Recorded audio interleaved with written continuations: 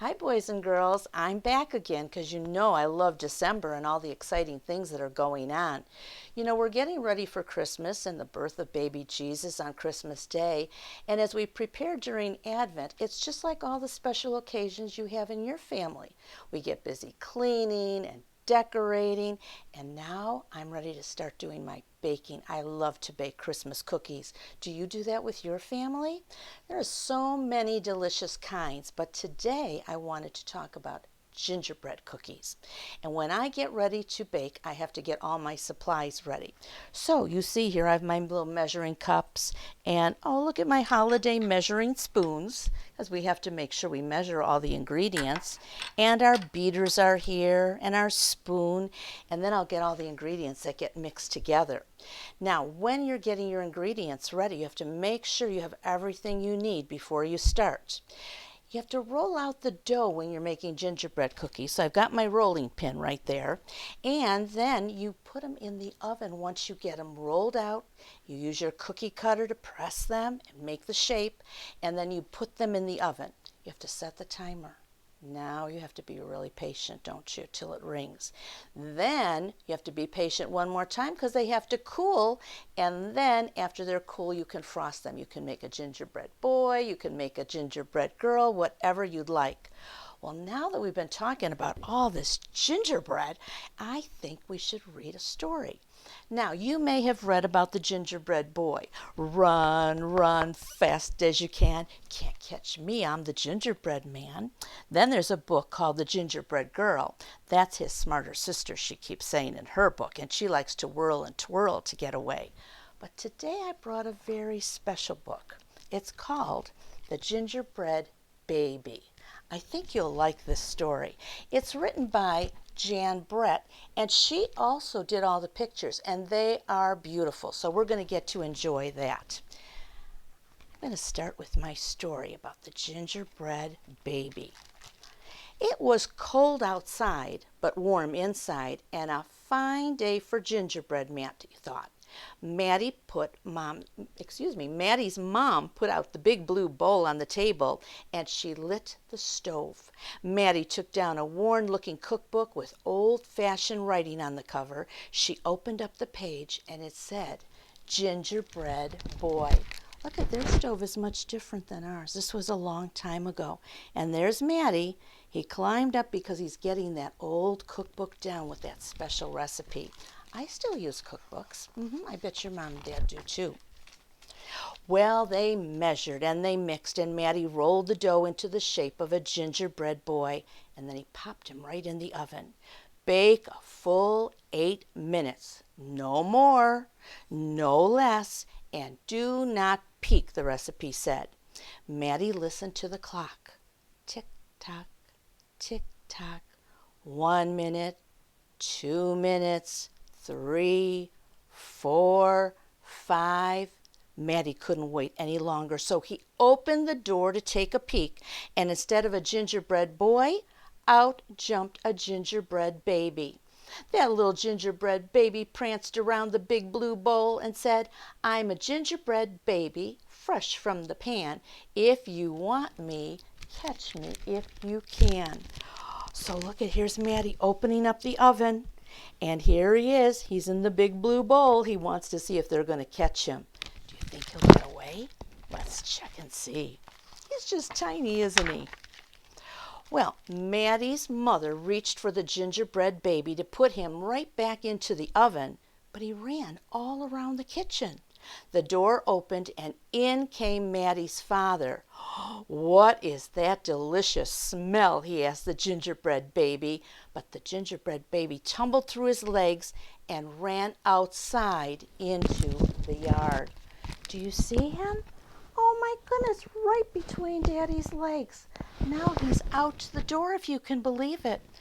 Now, our little author, Jan Brett, makes pictures on the side, and here is the cutout gingerbread baby that they were baking, and here he is running right out into the snow. Oh, my goodness gracious. He ran right by a tabby cat, and she twitched her tail and sprang at him. They rumbled and they tumbled, but the gingerbread baby came up on top. He ran toward the garden wall, and the dog caught a whiff of tasty ginger and sniffed along behind him. But the gingerbread baby was halfway up when the dog caught up. He barked and he barked as the gingerbread baby climbed right over the wall. So there's the tabby cat. But remember, he was on top. And here's the dog sniffing, sniffing. But where's the gingerbread baby? Halfway up that wall. Off he goes. Matty was still inside. He heard his mother and father yelling. He heard a cat meowing. He heard a dog barking. And he heard the gingerbread baby shouting, "Catch me if you can." Matty opened up the worn-looking cookbook for a second time. Meanwhile, the gingerbread baby wheeled on down the path and into the barn. The goats looked up as he somersaulted across their backs. The last one tried to catch him, but the gingerbread baby was too fast. Now, Matty didn't even go out with everybody else to catch the baby. He's reading the cookbook again. I wonder why. Martha and Madeline were standing by the well when the gingerbread baby stopped to take a drink. They looked at each other and gave a wink. Martha started to talk to him while Madeline tiptoed up behind him with a bucket. But they couldn't fool the gingerbread baby. He knew she was coming. You see, talking over here, ready to trap him. But nope, that didn't happen. But Matty's still back at the house. Oh, now he looks like he's mixing something in a bowl. And then, oh, look over here, he's got the rolling pin. He's rolling the dough out. Well, the little gingerbread baby took a braid from Martha and a braid from Madeline, and he tied them in a knot, and he ran right down the road. Look at that little munchkin. He's just tying them together so they won't be able to run after him. But back at the house, Matty stirred and mixed and rolled the dough. He shaped it, put it in a pan, and right into the oven. Tick-tock, tick-tock, 8 long minutes. But this time, he didn't peek. "I will catch him if I can," Matty said to himself. Well, how do you think Matty could catch him if he's just in the house mixing something up? Well, as he was bouncing along, the gingerbread baby saw a farm wagon just ahead. He jumped in and settled down for a ride next to Mama Pig. Oh, that smell of gingerbread was too much for her. She tossed him high up in the air, closed her eyes, and opened her mouth ready to catch him in her mouth. But the gingerbread baby twisted in the air, came down right on her porky little snout. Oh, no, she didn't get to eat him either. I'm the gingerbread baby, too quick for the mother and the father, too fast for the cat, the dog, and the goats, too clever for Martha and Madeline, too smart for Mama Pig. Who's left? Catch me if you can. Oh, he's feeling pretty proud, isn't he? Nobody can catch him.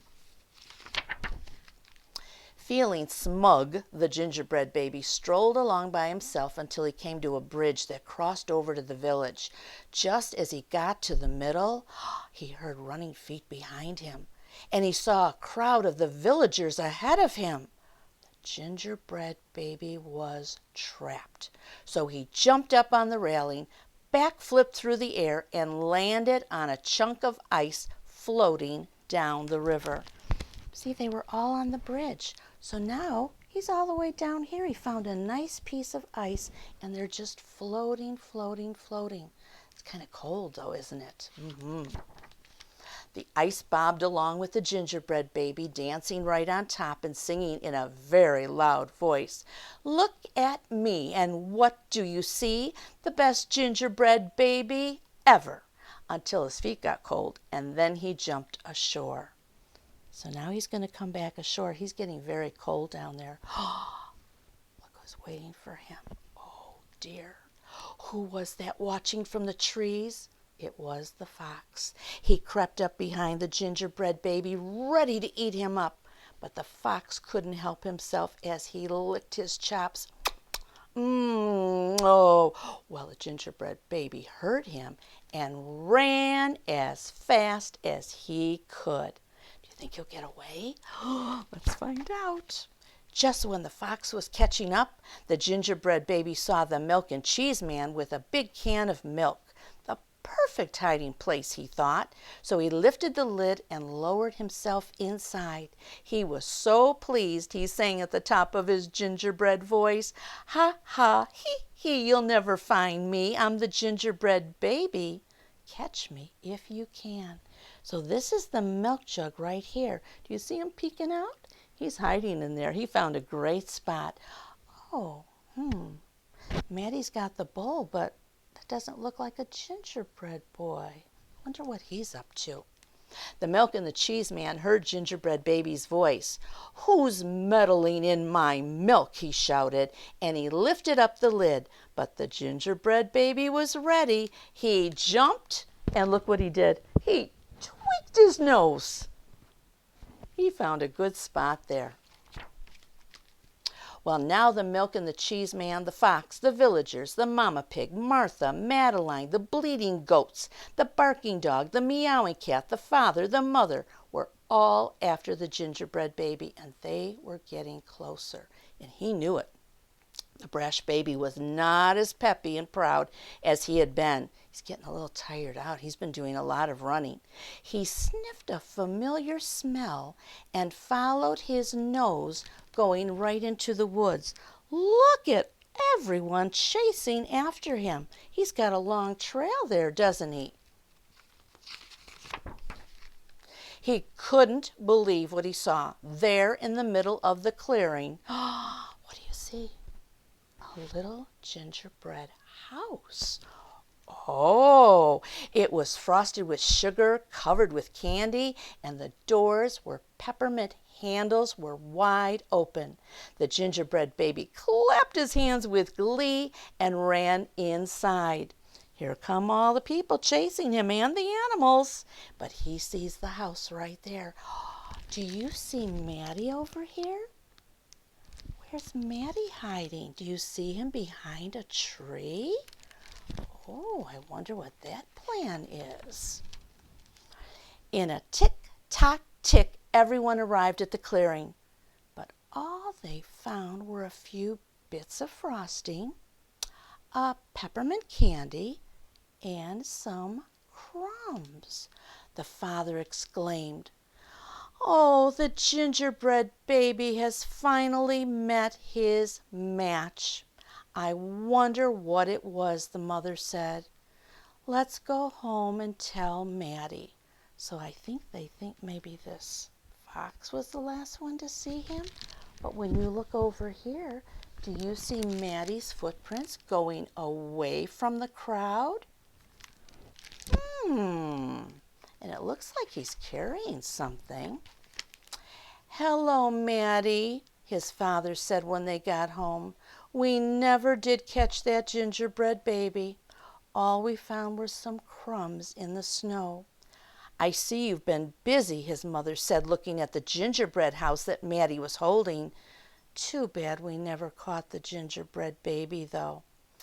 "Yeah, too bad," said Maddie.